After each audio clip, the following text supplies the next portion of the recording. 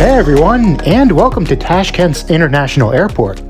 After 2 days in the capital and one hectic day in Bukhara, it's time to leave Uzbekistan. For this next leg of my journey abroad, I'll be traveling to Istanbul. Both Turkish Airlines and Uzbekistan Airways offer direct flights from Tashkent to Istanbul, but I wanted to switch things up a bit, so I booked a ticket with the flag carrier of Kazakhstan, Air Astana. Tashkent's International Airport is named after the first president of Uzbekistan, Islam Kamarov, and is the largest international airport in the country. Terminal 2 handles international flights and was rebuilt in 2001 and handles about 2 million passengers a year. It's not the largest airport, but there are some restaurants and shops.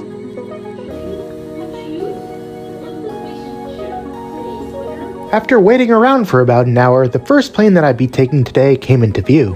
Air Astana began operations in 2002 as a joint venture between Kazakhstan's Sovereign Wealth Fund and, oddly enough, BAE Systems. And since then, they've been racking up awards and the praise of the traveling public. Coming from the US, it's strange to think that an airline from Kazakhstan would be so well respected, because let's face it, we really don't hear much about Central Asia. So I'm definitely intrigued about today's flights. Boarding was via a remote gate, so I was able to get a good look at the A321LR that would be taking me to Kazakhstan.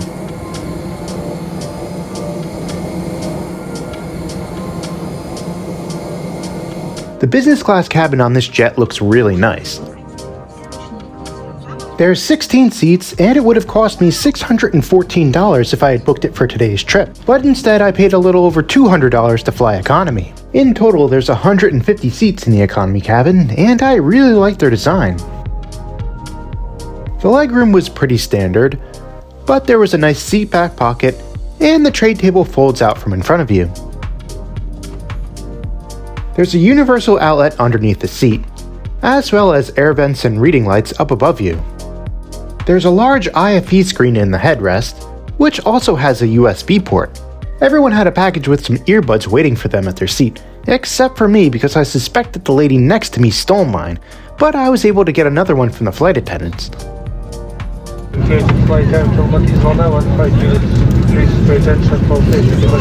We pushed back from the gate on time and headed out to the runway.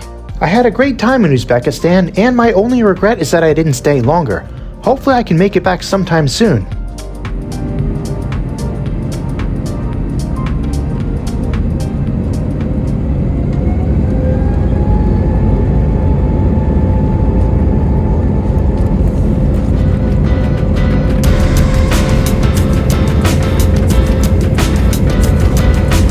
As I mentioned before, this is the first of 2 flights with Air Astana today. There's this hour-and-a-half long flight to Almaty, where I'll have an hour and 10-minute layover, and then another 6-hour and 20-minute flight to Istanbul.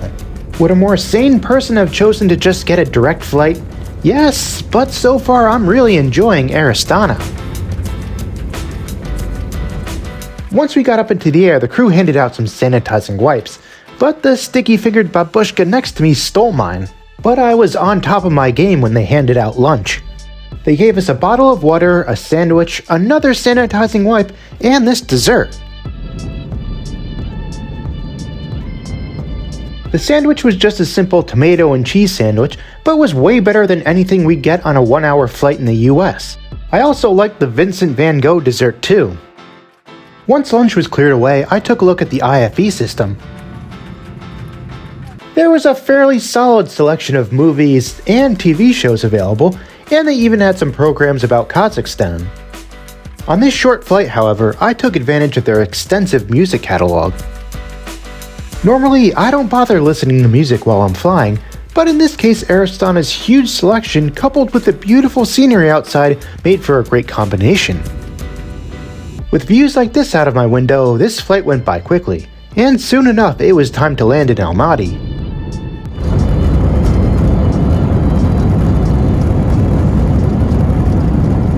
There really wasn't much online about what transferring through Almaty was like, so I crossed my fingers and hoped for the best.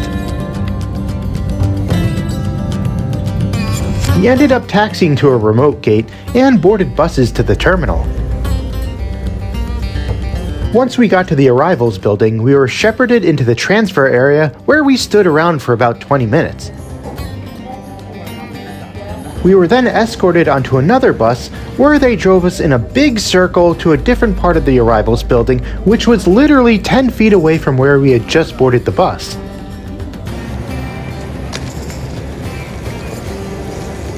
It then took quite a while for the authorities to check all of our bags and stamp our passports. Once all was said and done, I sprinted up some stairs and managed to get to my gate, which was on last call for boarding. This whole transfer process was really messy, but it looks like they're doing a lot of construction, so hopefully this will be ironed out in the future. For this longer flight to Turkey, I'll be taking another A321LR. My seat tonight is 42K in the back of the plane. When I got on board, there were bags strewn all over the cabin, and the flight crew was struggling to get everyone in their assigned seats. At the end of my first flight, I was ready to sing Air Astana's praises, but this had me wondering how they would hold up on a long, crowded flight like this.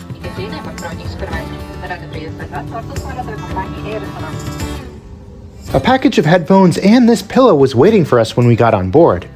The crew then came around and handed out a bottle of water, a sanitizing wipe, and an amenity kit. I was definitely surprised to receive an amenity kit, and we'll take a look at it later in the video.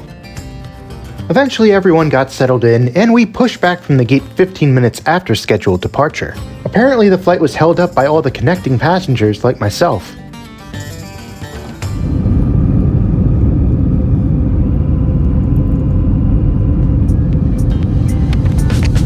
Once we got up into the air, I reclined to my seat and settled in for this flight to Turkey.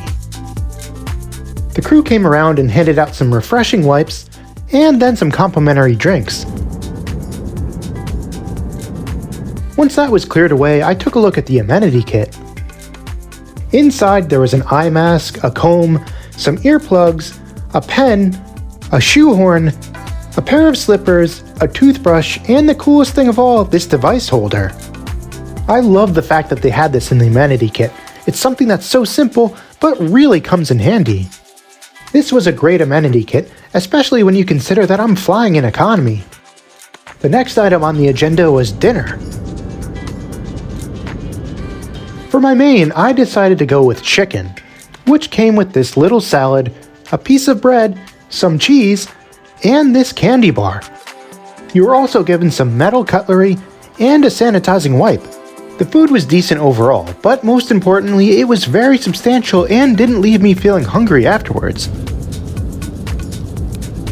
Once dinner was over, the cabin lights were turned off and I watched a movie. I found a film pretty quickly, but there were quite a few ads that you needed to watch before the movie started.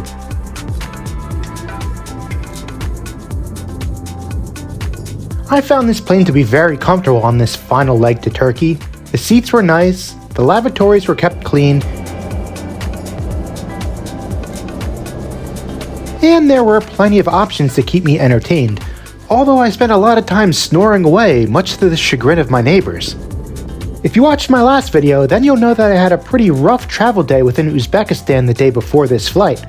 So I really appreciated Air Astana's beautiful planes and the wonderful in-flight service on today's journey to Turkey. Normally an award from Star Treks really doesn't mean much, but in this case Air Astana absolutely deserves this praise and probably even some more. My goal now is to definitely try out their business class one day.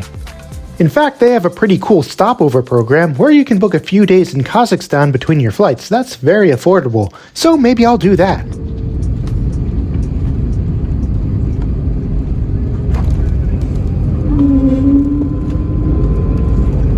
We would like to take this opportunity to thank you for choosing to fly with Air Astana. Wish you a wonderful stay in Istanbul. Am I glad that I decided to take this trip with Air Astana instead of flying direct with Turkish Airlines or Uzbekistan Airways?